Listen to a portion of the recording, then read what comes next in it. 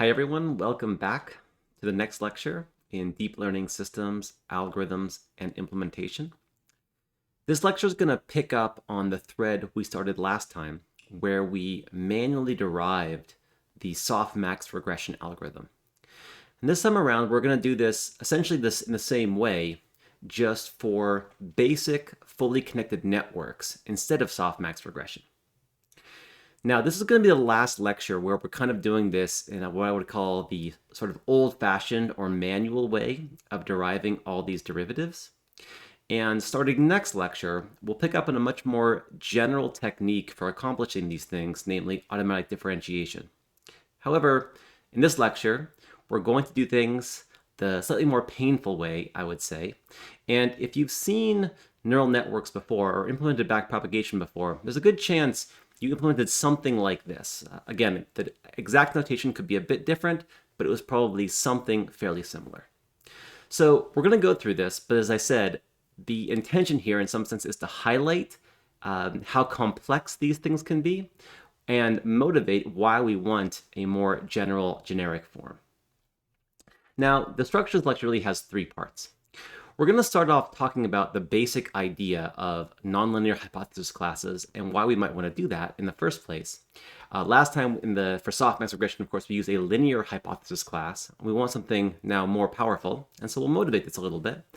And then talk about the particular form of hypothesis class that really is going to make up the majority of this course, which is neural networks.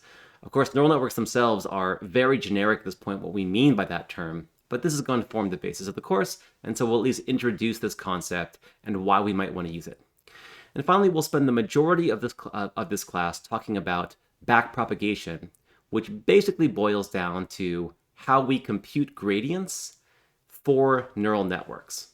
Remember, most everything we're doing here is the same as last time. We have a hypothesis function, we have a loss function, which is going to be the same, and we're optimizing it with gradient descent.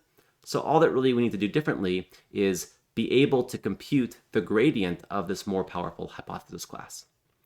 But we'll get to all of that in a moment. Let me jump in by first talking about nonlinear hypothesis classes, kind of in the abstract here. And to motivate this switch to nonlinear hypotheses, we're going to recall our basic linear hypothesis class that we started with last time. So remember last lecture, we said our hypothesis class, that is the predictions we make on X, is some linear function, some matrix theta, transposed times our inputs X, right? Where theta here is a matrix that is n by k. So we're mapping from n-dimensional inputs to k-dimensional outputs, which are what we call the logits of the different classes here, the k different classes. Now what this function does, as we described last time, is it basically forms k different linear functions of the input and then predicts the class as whichever has the highest value, whichever of those k different functions has the highest value. And the picture you should have in mind for this is what this really does is it kind of chops up the space into k different linear regions. So really what's happening here is if we have these points on the right here, what we're doing with these hypothesis classes is we're having kind of one direction which points sort of this way, one direction which maybe points this way, and one direction which points this way. And whichever direction is most heavily aligned with the input, that's the class we predict. Right? And so for two classes, this would just be a line that separates out the positive and negative examples. But for more classes, this would be still just sort of linear directions that we predict based upon which of these three directions basically is more closely aligned with our class.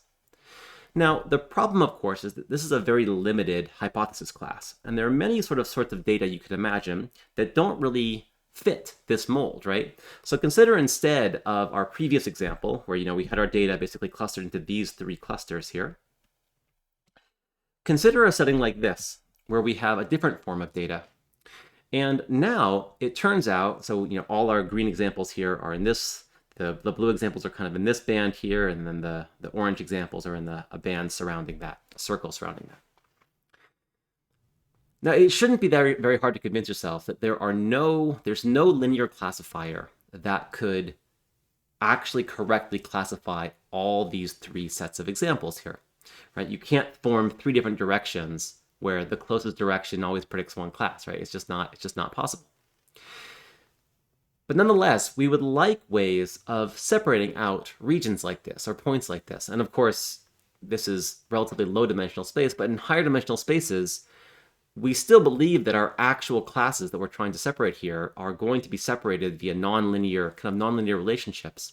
And therefore, we would like ways of separating out data that goes beyond just linear hypothesis classes.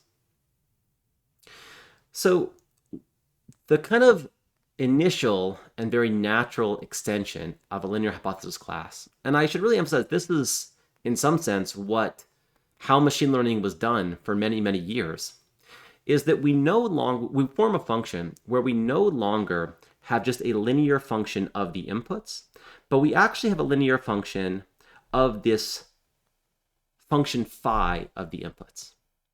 And phi here is a function mapping from Rn to Rd. Remember, Rn is our input space, and Rd is some other dimensional space here. I'm just using d as another, can be any number can be any integer here, any positive integer, where d, this function phi, is known as a feature mapping. It basically is just some function that takes our inputs and maps them to some higher dimensional or lower dimensional, just some different representation, d-dimensional representation of that space. And this is what's known as a feature mapping, or phi of x is sometimes known as the features of the data. And then our final hypothesis is just going to be a linear function of those features. And of course, the only difference between this and our original function is that now theta would be d by k, because we have a d-dimensional feature vector that we're trying to map to our k outputs, to our k different output classes. It's not an exaggeration to say that this really is how the majority of machine learning was done for a long time, at least, again, in practice or when it was practically described. Because, and I should also emphasize that a lot of machine learning is still done this way, where what we do to run machine learning algorithms is we construct some sort of function of our inputs, right? Where phi here can be really any sort of feature mapping that in some sense describes our inputs in a way that we believe to be more amenable to linear classification. And that's really the key point here. We won't dive into sort of precise natures of what these functions can be when we tune them by hand. We'll give a few examples, and then the majority will cover a much more generic formulation. But this notion of taking our raw data, our raw x, and manually extracting some set of features from it, which we then feed into a linear machine learning classifier, is actually a very powerful paradigm. And when you know how to extract valuable features of your data, it's still a very useful way of doing a lot of machine learning in practice.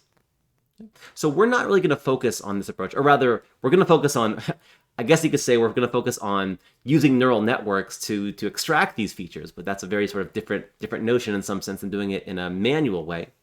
But I should emphasize that the sort of manual feature engineering still plays a very large role in a lot of machine learning. But let's think a little bit more deeply now about what we could choose for this feature mapping. Because while it's all well and good to say, okay, we just manually come up with these things. I mean, maybe in this example here, you would take, say, suppose this is the origin here, then maybe a good feature vector for this case would be something like the x squared plus y squared, right? x1 squared, sorry, not x1 plus y1, x1 squared plus x2 squared, right? That would be a good feature mapping that would, in some sense, that value actually does let us separate these classes out with a linear classifier. So maybe we would choose as phi of x this thing. But we want to move beyond kind of these very specific cases that we use for particular settings to think about more generic forms of features. How could we form, in some sense, a generic set of features that we can apply kind of to any problem? And as I said, the first way we can create this function is just through manual engineering, right? And this really is, in some sense, the old way of doing machine learning. This was the approach that people followed for a very long time. However, what we would like to have in some sense, or move towards at least, is a way to also learn these features from data. And that actually is one way of motivating the entire notion of neural networks. Neural networks are a way, in some sense, of extracting good features from input data, but doing it in a way that is automated where we don't have to hand tune them ourselves. And I'm calling this kind of the old and new way of doing machine learning. That's a bit tongue-in-cheek. The reality is these are both very powerful techniques here.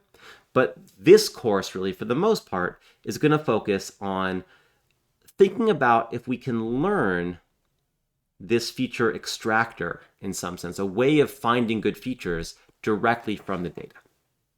So as a first take on this, linear functions for predictions were so powerful. I mean, we were able to get 8% error on the MNIST digit classification problem using just a linear classifier.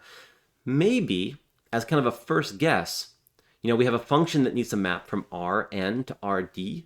Maybe we just try another linear function here, right? So we just try another function, phi is equal to some matrix W transpose times X, where here W, in order for this to work, W would need to be a vector, which was in n, which is an n by d dimensional matrix with the size of W, right? So that W transpose times X gave you a d-dimensional vector.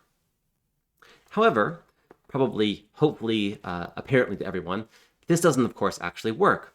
Because if you use this definition of a feature along with a linear classifier appended to this or after this feature extractor, something very sort of unfortunate happens, which is the following. Let's think about our new hypothesis class, which was the theta transpose phi of x, with this choice of phi of x.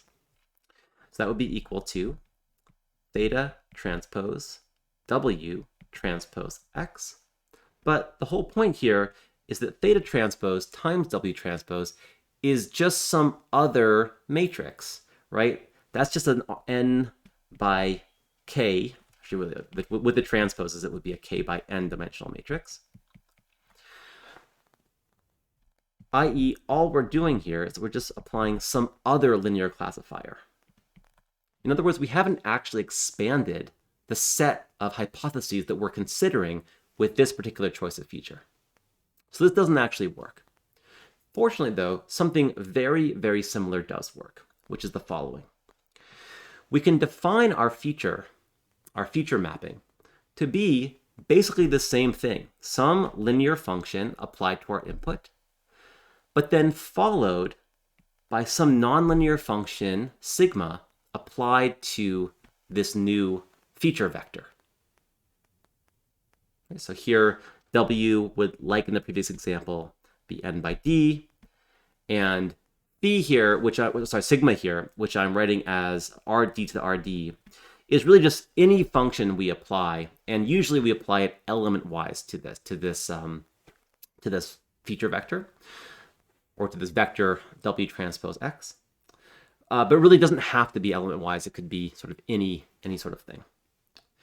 And the interesting thing here is that when we essentially apply almost any nonlinear function as our choice of sigma, we basically allow ourselves to get much richer representations than we can with this linear classifier.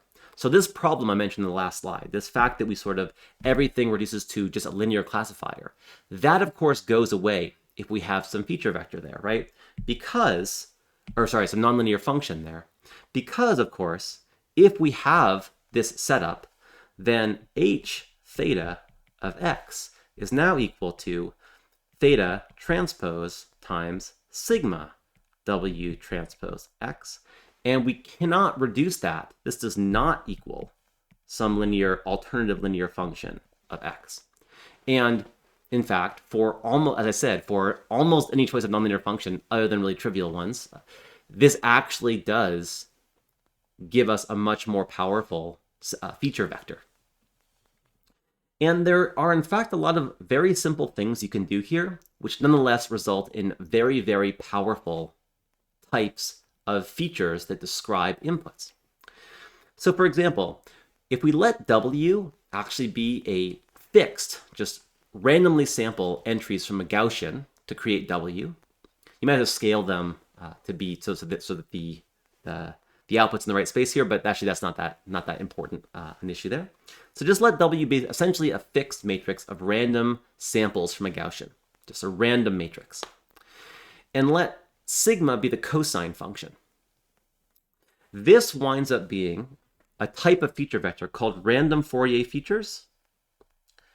Let me just highlight instead, called random Fourier features.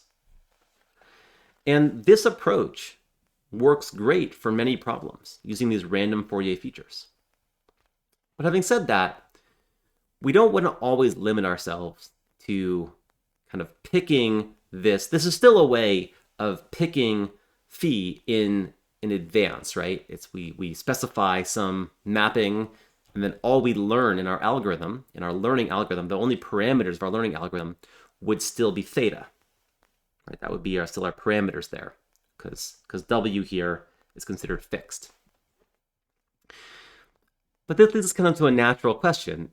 If we have a setting like this, if we have a hypothesis like this, maybe we want to also optimize W, right? Maybe by, in some sense, training W or optimizing W to also decrease our loss, we could do better than if we just treat it as some fixed matrix or treating phi essentially as a fixed feature extractor. And this is exactly what neural networks are going to do. Neural networks effectively, in this interpretation, can be viewed as a way of extracting features of our data in a manner where we train simultaneously both the final linear classifier, both this theta here, as well as all the parameters of the feature vector itself, the feature extractor itself, i.e., in this case, W, but in later cases, potentially much more complex sets of parameters. So this leads us then to this notion of neural networks. Because, in fact, in the last case, if you treat a network like this, if you consider a network like this, or a hypothesis class like this, where both theta and W are the parameters of your network, this winds up being kind of the simplest case of what we call a two-layer neural network. So let's talk about neural networks then. Now, in the general term, the term neural network is a great term, right? It evokes these. I always say that machine learning is very good at advertising and coming up with clever names for our algorithms. Not just neural networks, but also things like gradient boosting. I guess that came from stats, but support vector machines, right? These are great names. They just sound so cool. And neural network is no exception. I think the first time I heard about neural networks, it was probably from like Star Trek or something like that, like where one of the Data, the robot, right, or the android had like a neural network for his programming. And it's a great name. It evokes this notion of the brain, all those kind of things. But what really is a neural network? Well, it's just to sort of preview what I'm going to say in a second. It's not related to the brain or things like this, at least in its current form. There's very tenuous connections here. Instead, what a neural network refers to is a particular type of hypothesis class that we use in machine learning, right? So that's what a neural network is. It is a particular form of hypothesis class, and not one that's categorized by learning like the brain or simulating the brain or like that. It's characterized by having multiple parameterized differentiable functions, which we call layers, that are composed together to map from inputs to outputs. Okay, that is what a neural network is. Now, this term, as I said, does stem from biological inspiration. But at this point, really any type of function like the above is referred to as a neural network. And I actually don't want to dismiss the biological inspiration, because it is definitely the case that a lot of the development of neural networks did come from thinking about analogs in biological processes. And really, a lot of the innovations in neural networks, very much so, came from thinking about how the brain might work, right? The brain is in fact one example where we have kind of an existence proof of an intelligent system. But I also need to emphasize that at this point in sort of practical engineering, there is not much connection between the actual sorts of networks we really develop and use in practice and what we know about the brain so far. So this connection is very tenuous at best, and I don't want to emphasize this connection. I really want to emphasize the composed differentiable functions point of view of a neural network, because that is what a neural network is from an engineering standpoint. Now, the term deep network, that is just a synonym for neural network. And the term deep learning, so it's deep network, really means the exact same thing as neural network. And deep learning really just means machine learning using neural network hypothesis classes. So this is now maybe somewhat opinionated, but I think we need to cease with pretending that there is some amount of depth required in neural networks in order for them to be called deep learning. Plenty of people will refer to using two-layer neural networks as a deep learning approach, and I think it's fine. I think that the big difference when it comes to learning is between single-layer networks, i.e. linear hypothesis classes, and anything beyond that. And so, although there has been some debate about this term, I think it is perfectly valid to refer to deep learning really as any machine learning that uses neural networks. There actually is a debate about whether that could be more general than this. So in the original instantiation of deep learning, there was some sort of use of this term occasionally to talk about things like deep generative models, or maybe even things like multi-step Bayesian networks. But really at this point, again, the vast majority of the term deep learning refers to using these multi-layer neural networks as the hypothesis class for machine learning. And this is actually not, and despite the fact that this may be a misnomer in some cases, if you use a two-layer network or something like this, the truth is that in a lot of applications, we actually do use networks and neural networks that are quite deep. And so deep is usually an appropriate qualifier. Right? But hopefully this sort of sheds some light, at least on how I use these terms here and how I think they're typically used in practice, even if some people would disagree and say, no, they have to be so many layers deep before it's really deep learning and things like this. I think there's no agreed upon standard there. So I think we just call all neural networks at this point deep learning. Again, a really great marketing term, right? We're really good at these things in machine learning. All right, so this brings us to, in fact, the exact hypothesis class that we started to introduce before, which was a two-layer neural network. And what the two-layer neural network is essentially just exactly the set of nonlinear features we proposed earlier, right? So if you look at this, the hypothesis we're defining here is some linear function of a nonlinear function applied to a linear transformation of the inputs. And this would be exactly what we had before if this thing here was just equal to our feature vector phi of x. Because it's more standard from now on, we're going to move to not having sort of an outer linear parameter theta and an inner linear parameter w. In fact, because theta typically refers to, in some sense, all the parameters of the network, what we're going to do now is actually say that theta, the parameters, we still want to write things like this, right? The hypothesis, which is a function of our parameters of our input. But the difference here is that theta now refers to the set of both our parameters, namely w1 and w2. So the notation is a bit different from what you saw last time. Because both w1 and w2 in this formulation are parameters, they are tunable parameters that we're going to optimize in order to solve our machine learning problem, we think of both of them as being in our set of parameters, and we think of theta as just sort of the set of all our parameters here. And again, as I said before, sigma here is really just some nonlinear function applied element-wise to the vector. Sometimes people use sigma to specifically refer to one type of nonlinearity, which is the sigmoid nonlinearity. But really, in this formulation, it can mean anything. So it can mean things like the ReLU, it can mean the sigmoid, it can mean the sine function, it can mean the tan h function. Really anything is allowed here. I'm just using it to refer to some arbitrary nonlinear function. And in fact, in this formulation, I will even make the additional restriction that this function is applied element-wise to the vector, to W1 transpose X. Now, sometimes the way we write this is using figures like this one on the right here. So we sort of think of this network as taking X and transforming it via W1, and of course also sigma, to some other set of features here, and then using W2 to transform this into our output.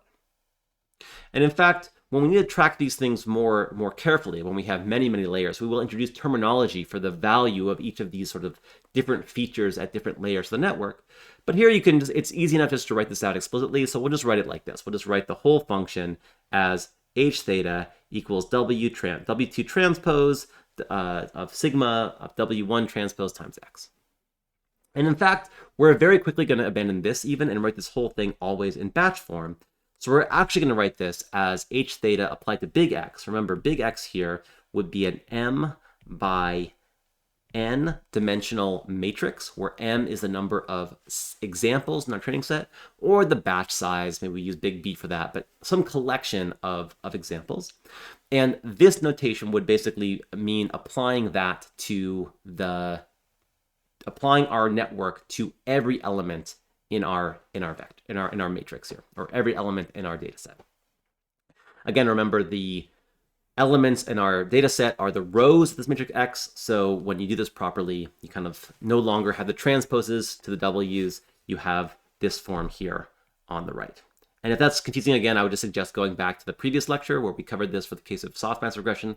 It ends up staying exactly the same here, right? So essentially in these dimensions here, let's just check everything makes sense. X would be m by n, W1 would be n by d. So this whole thing here, and actually I would even say, well, let me move it over a bit. This whole thing here would be, and also sigma, because we just apply sigma element-wise to the matrix, sigma of x1, W1 would be m by d, and then W2 is d by k. So this whole term here, as desired, would be m by k. It would be the class logit prediction for each class, for each example in our data set. All right, now before I dive into the kind of more complex forms of neural networks, and then finally backpropagation, how you compute gradients here, I want to take a brief detour and talk about one property of neural networks, which we actually already know enough to give a basic proof of.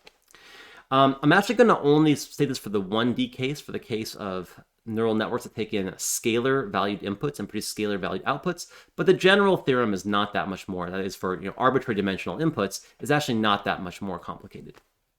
And the claim here is that a two-layer network, so that's a network of this form you saw in the previous page here. So this form here, and actually even in a simpler form, which I'll mention in a second, a two-layer network is what we call a universal function approximator. And what this means is a two-layer neural network is capable of representing arbitrarily well any function over some closed region. And it's actually important this is a closed region.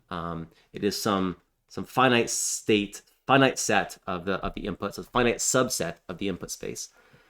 But over this sort of finite subset of the input space, we can construct a two-layer network, or we also call it a one hidden layer network sometimes, which I'm calling f hat, that can approximate any function, any smooth function f, arbitrarily well. And what I mean by that is if we pick some epsilon, so we pick some sort of error approximation quantity beforehand, then given this epsilon, we can find some neural network, some two-layer neural network, i.e. a one hidden layer neural network, such that the difference between our true function and our approximation is always bounded by everywhere by epsilon. Okay? And what this means intuitively is that this network, the one you saw on the last page, can approximate any function arbitrarily well. And this kind of at least at a high level, demonstrates the power of these networks, right? You might think that, okay, linear functions have some power, but all we've done is sort of introduce one more, one more slightly complex function, right? All we did was we just went from a linear function to this function. This doesn't seem that much more powerful than a linear function, but it turns out it is. It's much, much more powerful. In fact, it can represent any function, whereas, of course, linear function can only represent essentially lines or planes in n dimensions. So this is a really powerful statement. But at the same time, I also want to emphasize that it's maybe not as powerful as it might first seem. So people often, I think, kind of misinterpret these universal function approximation statements and think this means that this is some sort of magical property about these functions, and it's really not. So I actually want to run through a little bit the proof of this fact, both to show you why adding this nonlinearity is able to increase our representational power so much, but also to kind of pull back the curtain a bit on the mystery of this universal function approximation property, because really it's a very trivial property in another sense, right? It's just sort of saying that a lot of functions, or a lot of sort of function classes, have this exact same property, like, for example, nearest neighbor or polynomials and things like this. A lot of functions have the same property, and no one cares about them, right? No one really thinks this is an amazing function class. People just use, they don't really use these kind of other classes, and so this property is not why neural networks are so great. It really is something very different here. Polynomials actually is tricky. They're only universal approximations in some quantities, but things like nearest neighbor or even spline approximations are in fact universal function approximators. Okay, so here's the basic idea. Suppose we have some function. This is our function f, and I'll actually show an example on the next page, but suppose we have some function. What we're going to do is we're going to, and this is going to be a 1D function, right? So this is going to be here on the x-axis, I'm showing x, and the y-axis, I'm showing f of x. What we're going to do is we're going to first sample this function at a number of points. I'm going to actually use a different color here for the sample points. We're going to sample this function at a number of different points. I think I used the opposite colors on the next slide, but that's okay. Okay, and because our set D we're trying to approximate over is finite, think of like this whole set here as together being the set we're trying to approximate it over. So this set here is D. What we're going to do is we're just going to form some essentially grid of our function over this space. Now 1D is just sort of a set of points, in 2D it would be a grid, in 3D it would be sort of, n-dimensional grids, or ND would be n-dimensional grids, so there'll be a lot of points here, to be clear, but this is all we're going to do. And now, at least in the 1D case, what we're going to do next, we're going to construct just a linear function that will just sort of step between all these points, like this. And this is actually what is going to be our approximation f hat to this function. We're going to construct this sort of linear interpolation, and because the function is continuous, we actually can form an arbitrarily close approximation to the underlying function with this linear, kind of piecewise linear approximation. So first of all, one thing you should be kind of thinking right away is, well, okay, the first thing we're doing is forming a linear spline approximation to this function. That implies, of course, that linear splines have all the same universal function approximation qualities. But what we're going to do in this particular case is show that a neural network can also represent this linear spline. In particular, a neural network using the ReLU operator. Right? So essentially, again, what we're going is we're taking the function, sampling it a lot, constructing a linear spline, and then showing that this can be approximated by a neural network. But this should already be a bit kind of unsatisfying to you because, of course, to do this well, you would need a whole lot of sample points. And it turns out that to form a neural network that can do this, you need the dimensionality of that hidden unit, or the feature vector, we also call this a hidden unit sometimes, to be as big as the number of sample points we have. I.e., the size of the neural network that actually approximate this can kind of grow arbitrarily large. And so it's a nice property, but not that practical. All right, so how do we do this? How do we form a neural network that actually approximates this linear spline here? Now, the way we do it is what we're going to do is we're going to use a one hidden layer ReLU network. And we actually are going to use a bias here.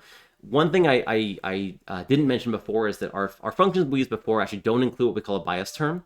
We'll get back to that when we start talking about more generic neural networks. But actually here in this lecture, we're for the most part not going to use a bias term. So we're just taking our features as some linear function in the input. We're not adding this what we call bias here. But for this proof, we actually do need a bias. Okay, so our function f hat is going to be some sum of individual elements that look like this. All right, so it's going to be plus or minus the max of 0 and a linear function of our input. And remember, our input's 1D, so really it's just, a slope and a bias for our input. Okay, now before I get into sort of how we construct this function, I kind of want to go over what these functions look like. So what does this function here actually look like? What does this function here actually look like? Well, the function inside, what it looks like basically is functions like this. It looks like functions that are constant up to some point, right? Because when they're 0 here, so there's 0 everywhere. There's 0 up to some point. And then after that 0 point, so basically whenever this term inside here is negative, right, those functions would be 0. And then after that, they have some linear slope, and that linear slope can go up or down. And this is what I mean, by the way, by this sort of plus or minus here. We let basically the functions can look like this, or they can look like this. I should probably write it out separately because this gets a bit confusing otherwise. So it's 0 and for some left half, when x is below some value, and then all of a sudden it kind of comes up and it becomes like one of these two cases. Okay? And by controlling the bias and the slope, we can control kind of where on the x-axis we switch from being 0 to being positive or negative. But basically, functions in the inside there, they just look like one of these two cases. Okay, so what do we then do? All right, what does it actually look like? So how do we approximate a function like this with elements like this? Well, one thing we can do is, first of all, we can take our function and just sort of take, let's say we want to approximate it over this region here. We can start with just a constant function. And that function actually would be just in the first function, you set w to equal 0. You make bi a positive thing. So assuming we're 0 here, 0 is down here. So this whole function, at least at the start point, is positive. If it's not, it's trivial to fix this, by the way. It's not hard to do, but let's assume that for simplicity. We start off basically with just the function f hat of x would be equal to, well, it would be equal to the max of 0 and whatever this value is here. Call this value 1. So x is equal to 1, which would be equal to 1. So this function, at least at first, is just some constant value.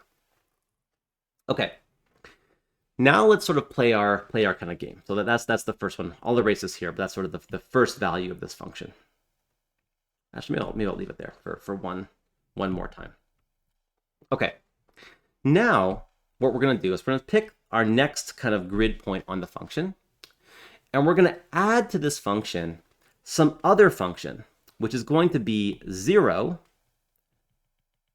everywhere until this point right here, in which point it turns negative with such a slope that it exactly passes through our next point here. All right, and so this next one, I don't know what the slope or bias would be, but it's some other function now we've added to this, which equals the max of, really it would be negative, right? Because we in this particular case we have negative slope, so minus the max of 0 and some w1 times x plus b1. And that sort of formulation is enough to make our new function, our total function kind of in red here, look basically like this. It's this function value here, it's this function value here, and at this point it becomes this function here. And the whole point, of course, is that we can keep playing this game, right? I can keep playing this game here where I just pick my next point, then add a function that is 0 all the way up to this point, and then has some slope to basically cancel out this negative slope and become, essentially makes our function equal to this, here, and then there. Right? And we just keep doing that process until our function passes through all the points. So that's the idea. It's a really simple idea, to be frank. It's just sort of a constructive argument about how you make this particular function pass through some set of sampling points of our underlying function. And because of our assumptions about the underlying function, this thing is as good an approximation as we want. All right, so this, again, this theorem here is both sort of trivial. Again, it's just saying that we can kind of approximate some number of points. Okay, that doesn't seem like a very, to actually do this, of course, you need to have a whole bunch of samples of your underlying function to cover it over some space. But it is also kind of worth realizing what this actually implies. So linear functions in 1D, they just look like lines, right? They look like this over the input space. That's all a linear function in 1D can do. But having this nonlinearity we apply in the intermediate cases, this enables us to now approximate any 1D function arbitrarily well, right? So we can approximate crazy functions like this, continuous functions. And so this is both kind of emphasizing that, it's not magic here. To do this well, we're going to, of course, have complexities of our function that grow exponentially in the input dimension and how well we have to approximate things, all that kind of stuff. It's not a practical way of approximating functions. But it also does hopefully emphasize the power of even this one nonlinearity that we have in our feature vector. All right, so with that out of the way, let me come back now to kind of neural networks we actually use, and then talk about backprop finally. Because what we're actually going to do very shortly is use not just this 2-layer network, but also think about more generic forms of L-layer networks, where big L here represents the number of layers in a network. Because, and I should admit, even though I emphasized in the beginning that deep learning really referred to kind of any machine learning with neural networks, the reality is most deep learning, as we sort of use the term today, is predicated upon networks that have more than just one layer. They are more than just one hidden layer, i.e. more than just 2 layers that sort of transform between the input and the output. And the way we often write that is as a kind of, or at least the simplest form of such a network will be what we call a multi-layer perceptron, or MLP, which is essentially just a sequence of these same transformations applied one after the other. Okay, so we start with our first, and the reason why I'm interested in this here is that we're going to use this terminology a little bit later when we talk about backpropagation in general, and it's worth thinking about these networks not just in terms of sort of a fixed function that happens to have 2 layers, but in terms of kind of iterations that are applied sequentially throughout the network. Okay, so what we're going to define here is we're going to define, we say, as I said, this L-layer network, where the input to the function, x, this is again just our input matrix, we actually call that just directly, call that z1. And these things here, these values, z1 and beyond, we're going to call these things layers. Now, whether we refer to like the activations, or I should say layers, sometimes activations, sometimes I'll try to avoid it, but sometimes they're also called neurons. These are the intermediate features that are formed at the different stages of the network. Now, probably layer is actually the wrong term. I'll still use that. Also something called the hidden layer, but there's a lot of terms for this. I probably shouldn't use the word layer by itself, because layer can sometimes also refer to the actual weights that transform one thing to the next. I should probably try to use hidden layer or activation as much as I can, but all these things are kind of used to describe what these things are. And actually, maybe even more precisely, I should probably not call Z1 that, because Z1 is the one that is typically not a layer.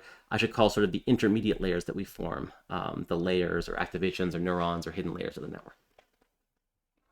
Okay, so what is, let me actually clear this here so we can see it a bit better. What is a network like this? What is an L-layer network? Well, we typically define it as the first layer is just equal to the input, right? So that's sort of the easiest thing.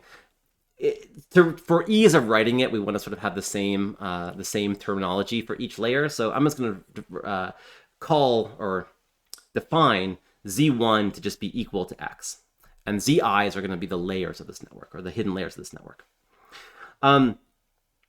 The real crux of this network here is this equation here. So this says that Zi plus 1, the I plus 1 hidden layer of the network, is going to be equal to Zi times our matrix Wi with some nonlinearity applied. So basically, this is just a generalization of that, what we call a two-layer network we saw before, to an L-layer network. So it should be apparent that if you take a L equals, in that case, 2, and you have your last, I guess, nonlinearity also just be the identity function, so it's actually not a nonlinear function, then this would be exactly the same as the function we had before. But this allows for not just a single kind of mapping or feature mapping, but multiple feature mappings kind of applied sequentially. So we take our input, we transform it to one type of feature, we transform that to another type of feature, etc.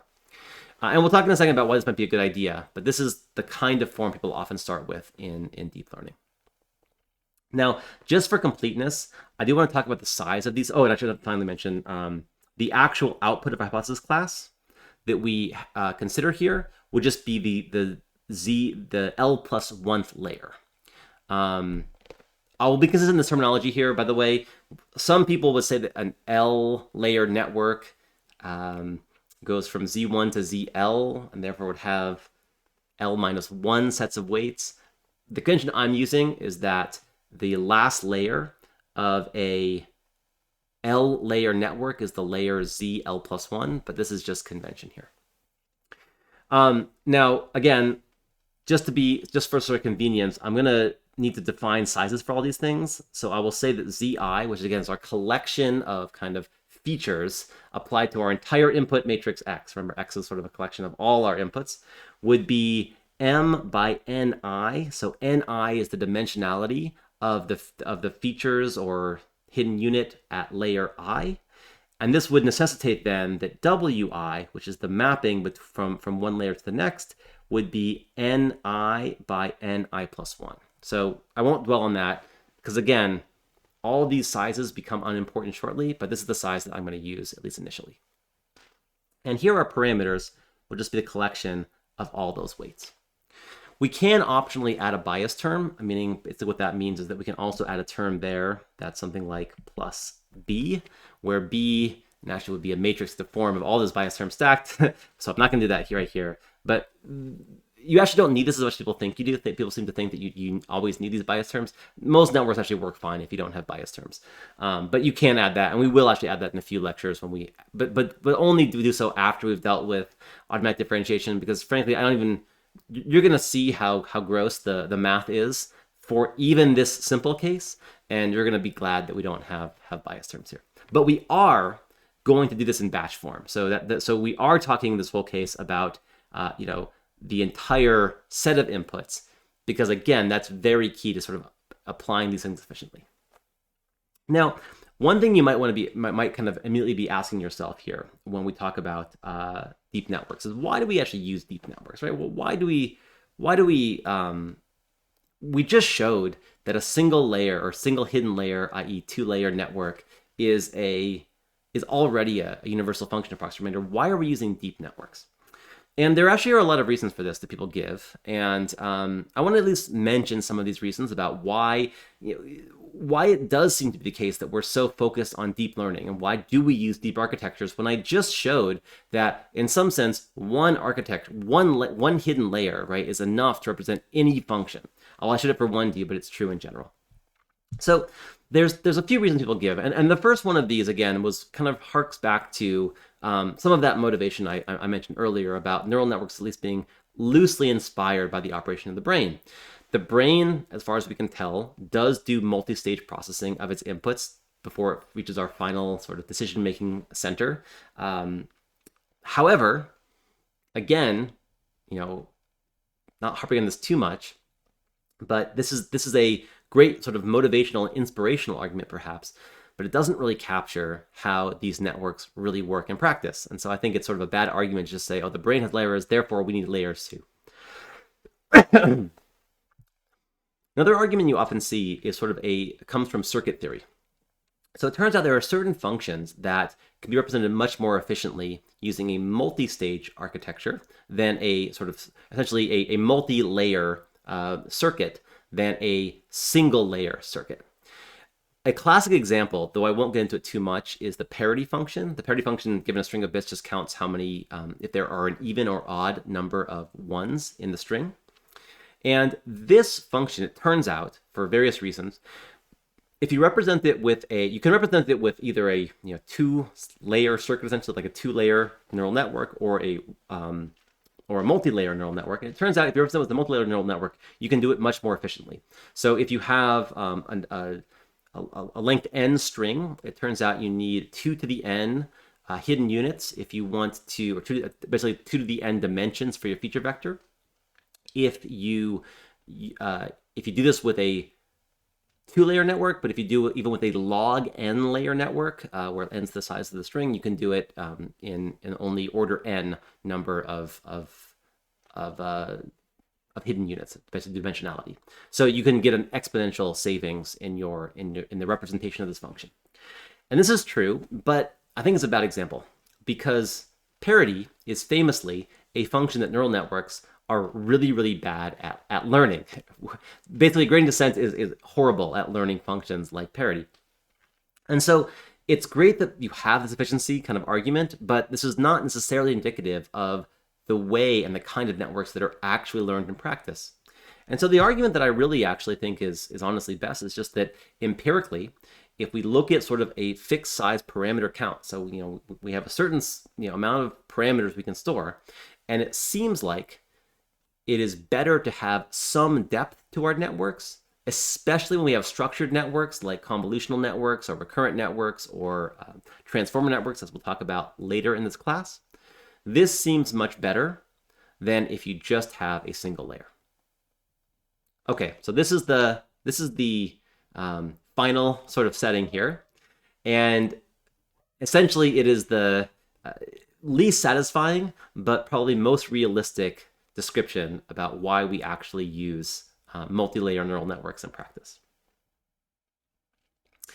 All right, so this is actually a good sort of pausing point for the kind of first half of this lecture. But now I'm going to sort of dive in the next half of this lecture, and maybe we'll even break this up into 2 separate videos just for the sake of it. Now I'm going to talk about how we train networks like the ones you saw before, both actually the 2-layer case and the general L-layer case, using gradient descent, which necessitates that we find a way of computing these gradients, and that will lead us to an algorithm we call backpropagation.